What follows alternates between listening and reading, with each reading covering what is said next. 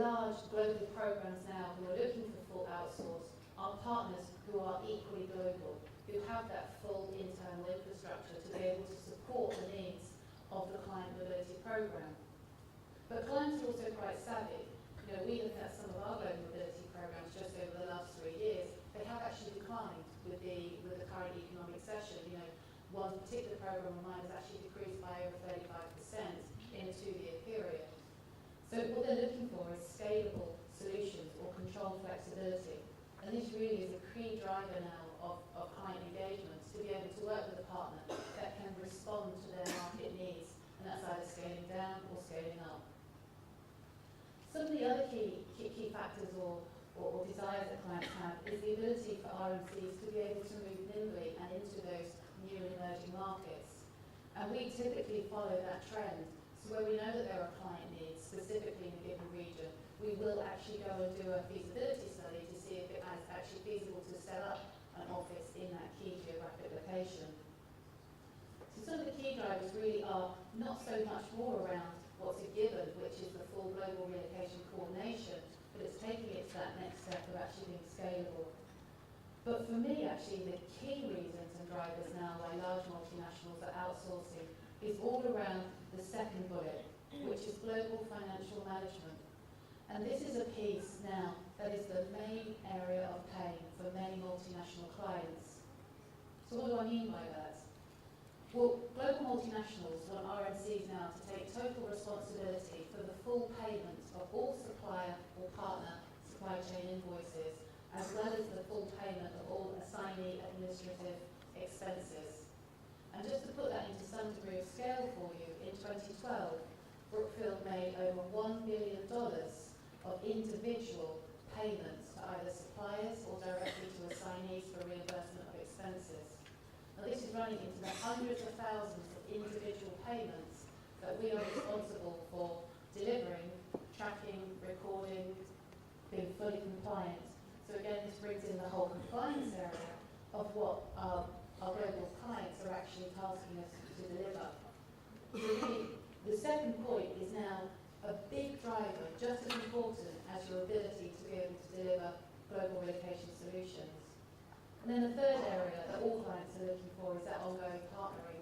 It's no longer sort of seen as a supplier-client relationship. It really is a long-term partnering relationship that you're moving into. So with each of the global mobility leaders that I work directly with, it's a case of sitting down on a regular basis and saying, okay, what are your program's long-term, short-term objectives? And they vary from client engagement to client engagement. You know, one of my clients is very, very focused right now on cost savings, and we're working together to drill out cost savings, not from just the supply chain at all. It's actually looking at internal processes, the efficiencies between our teams, how we can work more smartly in the global financing area, and so on. So it's looking at the total global mobility program as a whole and driving those efficiencies from end to end. What I've got here really is a snapshot for you to depict the infrastructure that supports the global services delivery teams that we run at RMCs. Now these pertain particularly to Brookfield, but I am quite sure that they're very similar across all RMCs. And I am, if you want, with my client service teams, I'm an internal customer to the wheels on the outside of the spoke here. And the two sort of key areas that provide the support for my client service delivery teams are the global alliance management or the vendor management teams. And we work very, very closely on a day-to-day basis with these teams. You know, they are in each of the key locations, and they are working with us on all areas of the global mobility program. But the global financial service teams as well actually work directly with us on the day-to-day too. So where I have a dedicated team who are responsible for my client engagements, I am actually matched and mirrored by the same teams who work just purely on the financial transactions that drive through those client engagements that I'm responsible for. And I think that shows the testament and depth and breadth now of the financial administrative program that RMCs are accountable for running on behalf of client engagements. And then the other spokes really are there as additional support. So I have a dedicated data analyst who's working with me and the team, running reports, looking at trends, identifying new areas that we need to review or present to the clients. What I'm showing here really is a snapshot in the day of Hannah. I'm one of several global directors at Brookfield, and this is what I am totally accountable for in the provision and running of the global accounts. And I think really for today, the focus is very much on that sort of tactical supply chain management.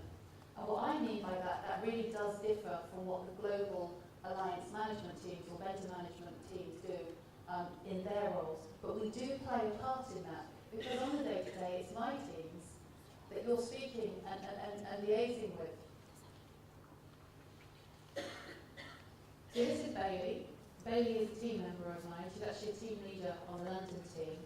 And I have lots of lovely Baileys actually. I have a team of 20 sitting in 3 key regions, London, Singapore and the Americas.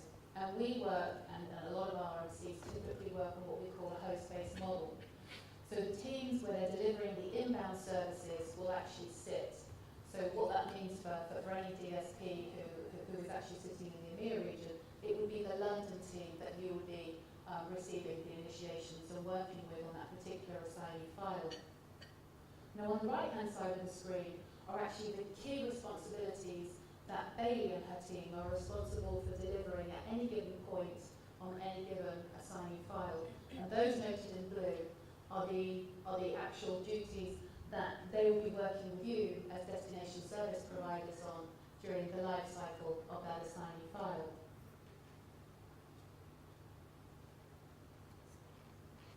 So fundamentally, what does this mean for you? And what are the key messages that I would really like you to take back today?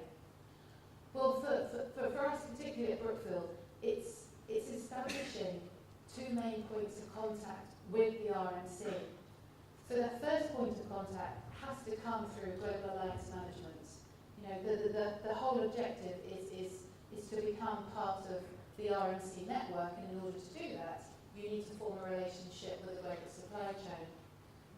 Once you've been onboarded and you're part of the network, then it's really important that relationship with the global supply chain leaders is maintained, because ongoing supply relationship is absolutely critical. And I'm sure many of you here today have sat through performance reviews, gone through scorecards, had discussions with all the key RMCs that are representative here at this conference. So I really urge you to sort of keep pushing in that direction. But the second point of contact then, and I think this is where it comes a little blurred, is in actually forming direct relationships with the individual client service delivery teams. And I know that can sometimes be a little bit blurry, because from one particular RMC, you could be receiving a number of different initiations for multiple client engagements.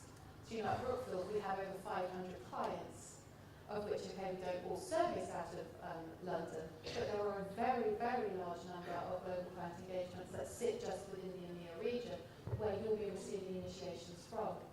So what I would sort of give steer to is actually to form direct relationships with those client service teams too. So where you have, say, significant volume coming from one particular global client engagement, really get to know the global consultant, the team lead, the account manager. Come in, meet and greet if you happen to be in London or there is an opportunity to meet the client service teams. Because the client service teams are the custodians. They're the central point of advocacy who are acting on behalf of the clients. They are the gatekeepers to the policy. And then the others I've just listed are just other examples, which I'll let you read through. And I think just finally, this slide will change. It's just to say a massive, big thank you. Because in isolation, none of us can work in isolation anymore. The marketplace has really changed. I believe it's going to keep changing and keep evolving. And none of us can do this on our own. And it really is a testament to a successful future is embracing partnership and working openly and transparently together.